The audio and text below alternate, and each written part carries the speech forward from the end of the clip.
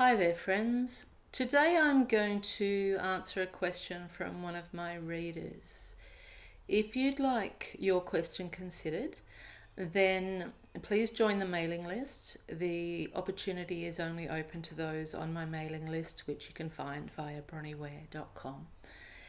My assistant numbers all the questions, and then we use an online random chooser to decide which question I'm going to answer.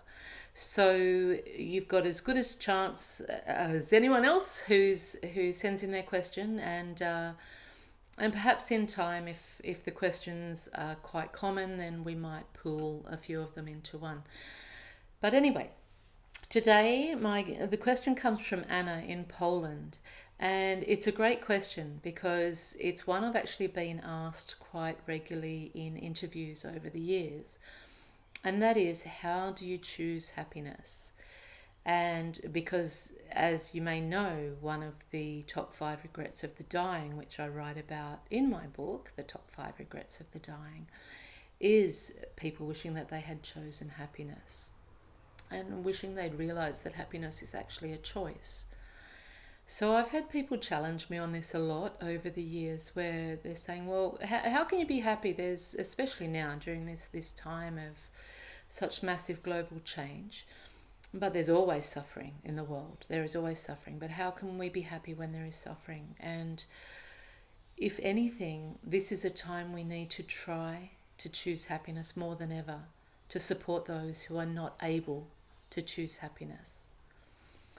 So choosing happiness is not about denying your sad feelings, your sadness, your frustration, your anger, your grief, everything else. They all have their place and they need expression, because that's another one of the top 5 regrets of the dying, wishing they had expressed their feelings. But today we're talking about regret number 5, choosing happiness. So thank you for asking the question, Anna. I really appreciate it. I appreciate you.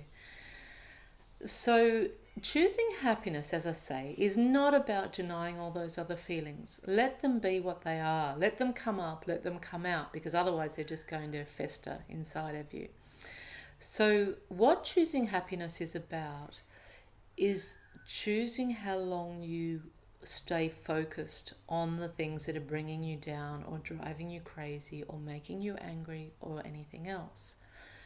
So when I was going through a massive chapter in my life of suicidal depression, I chose happiness by being as present as possible, and just focusing on the willy wagtail bird who used to visit me every day, or the change of seasons, or the creek flowing by. And so choosing happiness sometimes has to be a moment by moment process. And in amongst all that sadness and in amongst all the grief or anything else that supposedly is negative, which isn't negative, it's just what it is, it's part of the human experience. But in amongst all the stuff that isn't comfortable and is not enjoyable, you can still stop and look for a moment and think, oh, actually, that's something beautiful. Like right at this moment, you probably can't hear it, but a rain shower has just started. And being summer, I don't have the back door shut, so I can hear the rain falling out the back there, and that makes me happy because I grew up on a farm with drought and dust and being dragged off to church to pray for rain, and so I have a deep love of water and rain. So in this very moment, I could be going through an incredibly hard time, but then something like that happens and I hear the rain and I think, and I'm grateful and my heart is happy. So it's a moment by moment process. It's about not giving your power away, not allowing the opinions of others to wear you down, and realize anything that anyone else is saying to you, it may be constructive feedback, and you can consider that and take it on board if it is. But if someone's actually condemning you and knocking you, more often than not, they actually need to be standing in front of the mirror, because what they're saying to you is really more about them. So choosing happiness is actually thinking, okay, well, you might think that of me, but I don't think that of me. I'm going to choose to be happy regardless of what you think of me. or I don't know where the next dollar's coming from, but right in this moment I am loved, and someone on the planet would notice if I died, and I'm going to be happy because I have something to be grateful for. So it's a moment by moment process, and the more you develop that muscle of choosing happiness in those small moments, the more you actually can choose it big term, long term.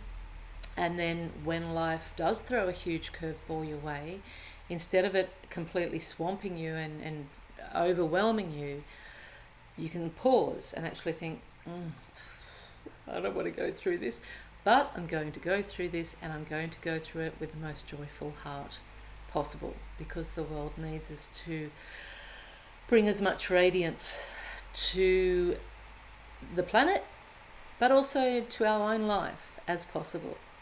So it's not about denying the hard times. Choosing happiness is not at all about denying the hard times. Choosing happiness is realizing that you have the power of choice in any given moment on what you want to focus on.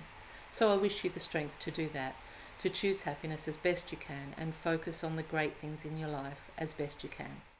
I hope you found the video helpful, especially if you truly do want to reach your fullest experience of life with no regrets.